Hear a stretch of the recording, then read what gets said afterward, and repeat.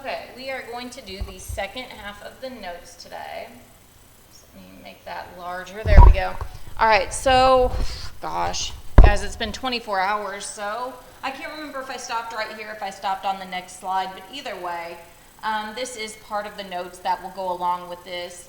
So these are the different things that Mendel looked at when he was studying these pea plants. And this is why it made studying pea plants so easy, because seed shape was either round or wrinkled. It wasn't like round, wrinkled, square, oval. Like they didn't have a bunch of different traits. It was just 2 traits for each one of these. So it made it really simplistic just to study just normal genetics and not like a codominance and complete dominance, or how like even with blood typing, we have many different blood types. So it was just easy to do, and they weren't on the sex-linked chromosomes. So that's what made it so easy. Now once again, as we get started here, if I'm going a little too quickly, just pause the video, write your stuff down, and play it again. It's a little different than when I'm in class. In class, they ask questions, we get in conversation, so I tend to go a little bit quicker on these. All right, so pea plants, I think I did go over this yesterday, but either way, I'm not sure. But what he did, if you look at what Mendel did here, down here at the bottom right here, he cut off all of these anthers so that they could not self-pollinate, right? Because self-pollination means that the plant is pollinating within itself, the same plant, versus him cutting these anthers off, and then he was able to do this. He was able to get pollen from another flower and pollinate this flower. So that was how he kind of kept track of, he was able to keep track of the genes by doing this. And he could control this. All right, so looking at that. So before we get into Mendel and everything that he did, there were 2 theories out there. There was a blending theory. And the blending theory was just that. It would say that, hey, you have, let me go next here. You have a purple and a white flower. The blending theory would say that you would end up with like a light purple, that you're just going to blend those 2 colors. Now this does happen sometimes. We get a blending of traits, but this is not normal genetics, how it normally goes. So that was the blending theory. Now Mendel, after studying thousands upon thousands of pea plants, he came up with something called the particulate theory. And this, he said, traits are inherited in discrete units. He did not know what that unit was yet. He did not know it was DNA. But he knew there was something there was some unit there that was passing on these traits. And that is the particulate theory. All right? So now looking at this, it says Mendel started with true breeding plants. So a true breeding plant is a plant that is, it's either got 2 capitals or 2 lowercase, right? We get a chromosome from mom and a chromosome from dad. So that means if I am dominant, that means that myself, that means that I got a dominant trait from my mom and a dominant trait from my dad. That would be a true breeding. Now maybe I'm recessive, and if you're recessive, you're automatically true breeding because you have 2 lowercase letters. You got a recessive gene from mom and a recessive gene from dad. So that's what he's doing here. So knowing this, I'm going to use P's for purple. Well, I guess I could use, I'm just going to go with P, all right? You can pick any letter you want. But this is a true breeding, so it's 2 capital P's. Another true breeding would be 2 lowercase P's. These are also called homozygous. It means the same. You have the same type of letter, 2 uppercase or 2 lowercase. Now in this case, my white is the recessive trait. So when you get this, when you do a Punnett square for this, I'm just going to set it up real quick. If I do a Punnett square for these 2, I can't get my square down there. I have a parent that is 2 capitals. I have one parent that's 2 lowercase. Look, every child is going to be the same. Now, unless you have some kind of genetic mutation or something like that, every child is going to be the same. And you can get mutations that change colors. So then what they did is they took these children here, these right here, and they took 2 of them, and in the F1 generation, they bred these, which are hybrids. They're hybrids because, look, unlike the parents up here, they have a capital and a lowercase. So they have the dominant trait and the recessive trait. It's just the recessive trait is being hidden right now. This is heterozygous, or what I call different, And that's our F1 generation. So what they did is they took this F1 generation right here, and they took 2 of these pea plants, and they bred them. So I have almost like sibling pea plants here getting bred. And what you get is you get 2 capitals, a capital and a lowercase, a capital and a lowercase, but all 3 of these are still purple. So that's what you have here. All 3 are still purple. And then here you get that 25% chance that you would get a white. So this is where they're getting the 3-to-1 ratio for this F2 generation. All right? So a lot going on there in that slide. Oh, yeah, I'm sorry. I forgot to click on that. Which is, all of this is basically what I've just told you. If you want to read through that, you can. But it's basically the same thing I just told you just a second ago. All right, so here they're walking through what I just did on the board. They're walking this through. So you have your parent generation. Your parent generation are your true breeding flowers. And this is what we just did. You have a true breeding purple with a true breeding white. And so then you get 100% chance that they're going to be purple. That's the only option you have, a capital P, lowercase p. That dominant trait is purple. And then they're going to take 2 of those children, and like I just showed you, they're going to breed them. So this is F1. These children right here that I'm circling, that is your F1. That's your first generation, right? Think if you're going to look at yourself and be like, oh, I'm the parents. Your first generation offspring are going to be your kids. The second generation would be your grandkids. So that's what's happening here. I've got my parent generation. Here's my first generation, my first offspring. Now I'm going to breed my first offspring together. And like I just showed you previously, I have 3 purple, 1 white. So 3-to-1, and this is called your second, it's your second filial generation is what it's called. That's your second generation offspring. All right, so Mendel did this many times, and the reason, the big thing for this, why this mattered so much, is that he saw how, look, this trait was here, it disappears, and it comes back. So that made him really start to think, what is going on? So that's why this is so important to us, this whole parent F1, F2, is because it really saw, I mean, for the first time, he really started to think, like, there's a trait being hidden. There's something being hidden here. Because remember, before all this, there wasn't, nobody, I mean, we had a blending theory and that was it. Even though I don't know why people thought that, because there's many traits that, you know, aren't blended. They should have known by just seeing people's offspring. Not everything is blended.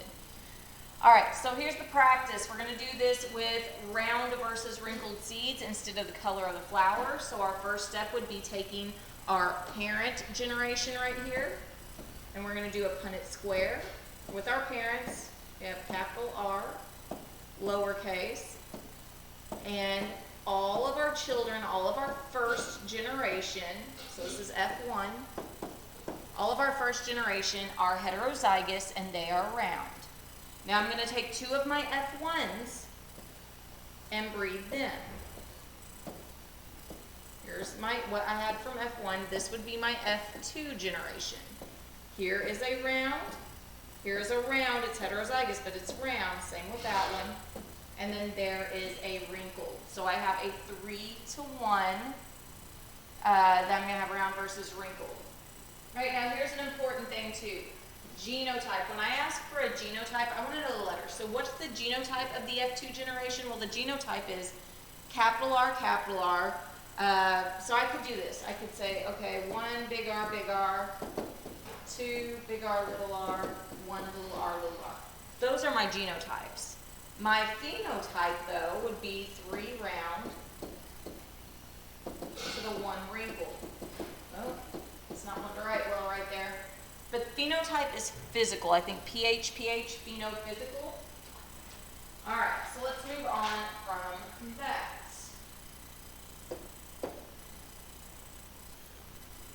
Okay, so review terms. F1 versus F2. I just went over that one a lot. My true breeding were my parent. My F1 generation is the first pea pod babies that you see that were all heterozygous. And then my F2 were like the grandbabies there. They were the 3-to-1. So that's F1 versus F2. True breeding versus hybrid. deals a lot with this right here, homozygous versus heterozygous. True breeding and homozygous are the same. That means that you have, it means same, literally, they both mean same. So if I'm using T's, it would be this. This would be my option. They have the same type of letter. They either have 2 dominant genes or 2 recessives, and now my hybrid means different, so that would be the same as heterozygous, and that means you have a capital and a lowercase letter. All right, self-pollination means that one flower has male and female parts, and it fertilizes itself.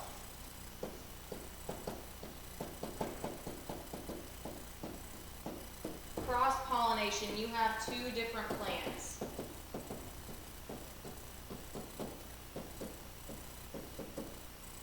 Alright, so the self-pollination, you have one plant. It's like the monoecious plants that have the male and female parts that fertilizes itself. The cross-pollination, you are, a pollen grain from another plant comes and lands on a different plant. Alright, genotype, just went over that. Those are my letters. And phenotype, I say physical, but it doesn't always have to be like a physical outward appearance. We could be talking about blood type, and that would be a phenotype. Gene versus allele. Now this one gets kids a lot of times. The gene is just a portion of DNA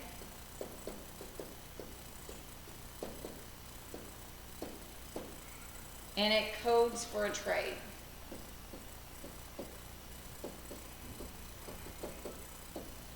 The allele is the variation of that trait. So the gene is the actual piece of DNA that codes for a trait. The allele is the variation of the trait. So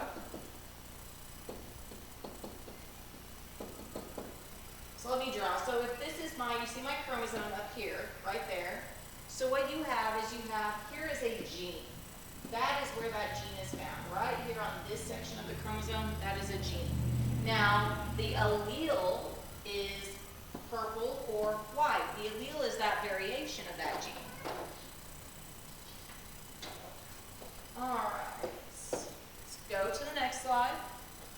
All right, so what's the connection between meiosis and Mendelian genetics? So basically, Mendel, he was trying to figure out like what are all the ways that we go through this, and meiosis determines this. My meiosis, if you look here, I've got a cell, and we go through PMAT, and I could get these 2 chromosomes line up together, but that's not necessarily what has to happen. Mendel was showing that, hey, we could get this or we could get this. I could get that blue with the red, all right, and which is going to give you different traits. So he's the guy that kind of showed this, we don't always have to get this option. There is a possibility we can get this one too. So that's what he was saying. So meiosis is why this all happens to begin with. Because during meiosis, we separate these chromosomes, and it's all completely random, which we'll talk about here in a little bit with what Gregor Mendel said. But that's how it kind of ties together. All right, so our dihybrid crosses. We did a few of these back in Biology 1. But why does the Punnett square work? So it represents all the possible gametes. It does not mean that is what's going to happen. Like we just saw a Punnett square where it was like 3 are going to be purple, 1 is going to be white. I could look and be like, oh, they all turned out white. It doesn't mean that's what happens. I can flip a coin 10 times and you would assume that 5 times I'm going to get heads and 5 I'm going to get tails, but that's not what has to happen. So same thing here. So let's start off with dihybrid crosses. If this is a dihybrid cross is 2, so you're looking at 2 different chromosomes or 2 different traits. Now they are on different chromosomes. Let's say this is a chromosome here. I'm not looking at a trait here. Like, I'm going to look at, let's say this is pea pod color, and I'm going to look at if it's smooth or wrinkled. We're not looking at that. That's not what we're doing. We're looking at 2 separate chromosomes. So like on this chromosome is pea pod color, and then on this other chromosome is going to be if it's smooth or wrinkled. All right, so that's what we're looking at. Okay, So when we do that, we have to figure out, okay, what are all the possibilities here for a parent? So this parent, and let me draw it out this way, because maybe this will be easier. So let's say I have a chromosome with a capital R on it. Say I have another chromosome with a lowercase r. This parent also has a chromosome with a capital Y, but they also have a chromosome with a lowercase y. So during meiosis, we have PMAT, we have metaphase where they line up in the middle. So let's say that they lined up, let's say they happen to line up in the middle like this. During anaphase, you get this. So you have a little r, little y, you have big R, big Y. That's not necessarily, when they lined up, they don't have to line up like that. They could have lined up like this. And now all of a sudden you have lowercase r, capital Y, capital R, lowercase y. You also flip-flop these. I mean, these are, oh, sorry. Oh, what's going on here? Let me erase this and try to go back here. All right, so that's what I'm doing here. Here are my possibilities. I have capital R, capital Y, capital R without lowercase y. I could have lowercase r, capital Y. I could have lowercase r, lowercase y. So you're going to have 4 possibilities, and we're going to look at how to set this up here on the next slide. All right, so, and they say use FOIL. Think about first, outer, inner, last. It's kind of a math thing, but this is what you would get. Now, they're saying that both parents are heterozygous for both traits. So I'm going to do parent number 2 down the side here will be the same as parent 1 because they have the same genetics. So now when you go to fill this in, you still bring it cross and down, but you're doing it for 2 letters now. All right, so I have a round yellow-seeded plant here. Here is a round, another yellow seed because of that capital Y. Here's a round, and here's a yellow seed. Here is a round, yellow seed. Here is a round, yellow seed.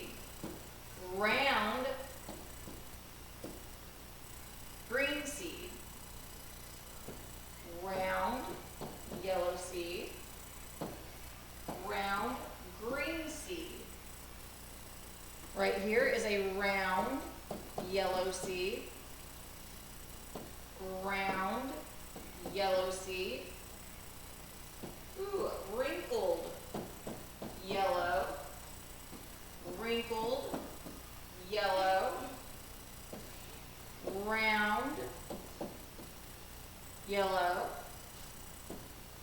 Round, green. Wrinkled, yellow. And then wrinkled, green. There's 1. So if you were to look at all this, what I just said with this, let's go here. I'm going to do a highlighter. This is what I tend to do. We've got round yellow, round yellow, round yellow, round yellow. I'm looking for at least 1 capital R and capital Y. Makes it a round yellow. Round yellow, round yellow, round yellow, round yellow. All right, so those are all the ones that have at least 1 capital R, 1 capital Y. Okay, the round, you have to have a capital. Yellow, you have to have a capital. So there's 1, 2, 3, 4, 5, 6, 7, 8, 9. There are 9. Now, if I go to do the others, let's do green. We have a round green, a round green, a round green. There are 3 of those. Let's do the other greens here. This is, let me go back here. Do a yellow again. I'm going to circle them. We have a wrinkled yellow, wrinkled yellow, wrinkled yellow. And then that very last one is going to be a wrinkled green. All right, so if you count this, it is a 9, 3, 3, 1. That is the, oh gosh, I can't think of the word. I completely went blank. The ratio, sorry, man, just completely went blank. My ratio was 9, 3, 3, 1, and that's what this is showing me. So a plant that has purple flowers and is tall is self-pollinated high. So they're saying, what if you self-pollinated this plant right here? Every time you see heterozygous, heterozygous, heterozygous, it will always be a 9-3-3-1. Now both parents have to be heterozygous for both traits. But that's how it's always going to be. So a lot of kids will start to remember that. And as soon as they see something like that, they'll know right away it's 9-3-3-1. All right, so let's look at this next one. We're going to do this a little bit easier. So I'm going to show you a way that you can do this without having to set up that big Punnett square. I personally still like to have you guys set up the big ones every now and then to make sure you can do them. But I'm going to look at these parents and I'm going to do two little ones. I'm going to look at just the R's. So you can see I looked at just R's for that one. Now I'm going to look at the P's for this one. Okay, so let's fill this out. So of course it's quicker to do it this way.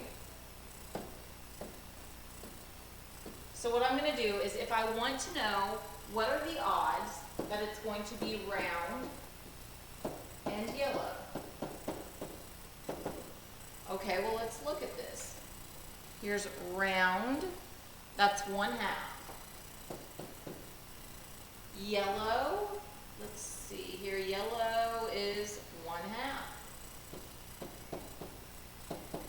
So 1/2 times 1/2 is 1/4. So 1 out of 4 offspring are going to be round and yellow. Now this one, it just happens to be, it's going to be that way every time. So for instance, let's say that I want round and green. Once again, round is 1/2 and green is 1/2. That is 1/4. And if you did the large Punnett square, you would find that 1 out of 4, or in that case, if you have a big Punnett square, it's out of 16 squares, you would find that 4 out of 16, or 1/4, are going to be round and green. So you could do this for anything. You could do this for wrinkled and yellow. Look at your wrinkled. There's 1/2 are wrinkled. We want yellow. 1/2 is yellow, so that would be 1/4.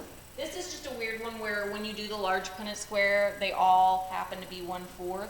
But this is how you can do the math to solve it. You can do 2 small Punnett squares and then multiply your fractions there. You don't have to do it that way. That's just a way that may be a little bit quicker for you. Okay, now then, we're getting down here to the end. So we have Mendel's laws. So what we have is we have the law of independent assortment. And what that means is how an allele pair separates does not affect any other allele. So what it's saying is the fact that this one separates this way did not automatically mean that one had to be there. All right? We could have this one separate this way with the red one here. They do not affect each other. One chromosome pair does not affect how the other chromosome pair moves. All right, so that is the independent assortment.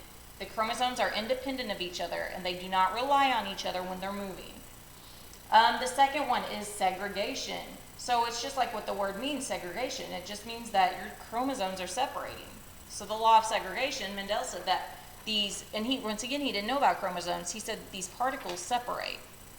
So segregation is that they're separating. And once again, he didn't know about chromosomes, so he was saying independent assortment, that these particles are separating and they don't affect each other. And then the last law that he came up with was dominance and recessiveness. He said that some traits are dominant over others. And that means that you can hide that recessive trait. So that's what basically what he's saying is the law of dominance is saying that if you have a dominant trait and a recessive trait, it will show the dominant characteristic. So he knew that there was something being hidden there. He could figure that out by doing all of these studies. All right. And a note about probability. I kind of said this already, It does not, this is not set in stone. Just because I said 9331, maybe that one, maybe that's like a very rare or expensive animal or something, and you breed and you know that you only have a chance to get 1 out of 16, and you somehow end up being lucky and get like 5 out of 16. That's just how it is. All right, the gambler's fallacy is a logical fallacy where people gambling believe that a losing streak will turn around. You know, you sit there and you bet on red every time and it keeps hitting black over and over. Well, I'm going to bet on red again because it's got a hit. Well, no, it's still a 50-50 shot. Just because it hit red 5 times in a row doesn't mean that it has to be black the next time. So, that is the gambler's fallacy. Kind of like what they're saying here. I've tossed a coin 4 times. All 4 times it came up heads. So the next one, I have people say like, oh, the next one's got to be tails. Well, no, it doesn't. It's still a 50-50 shot. All right, so knowing that, and then we have the chromosome theory of inheritance. You're going to be shocked by this, but the chromosome theory of inheritance is that your genes are on chromosomes. So that is what they said. They said, hey, listen, the genes come in pairs, chromosomes come in pairs, so your genes must be on chromosomes. And that was not Mendel that came up with that. That was, it's a guy. His last name starts with a B, but I cannot think of it right now, so bear with me there. I cannot think of his name. It starts with a B. So anyways, that's the end of the notes. Let me know if you need anything. We're going to do some Punnett square practice problems tomorrow, so let me know if you're struggling or need any help at all. Have a great rest of your day. Bye.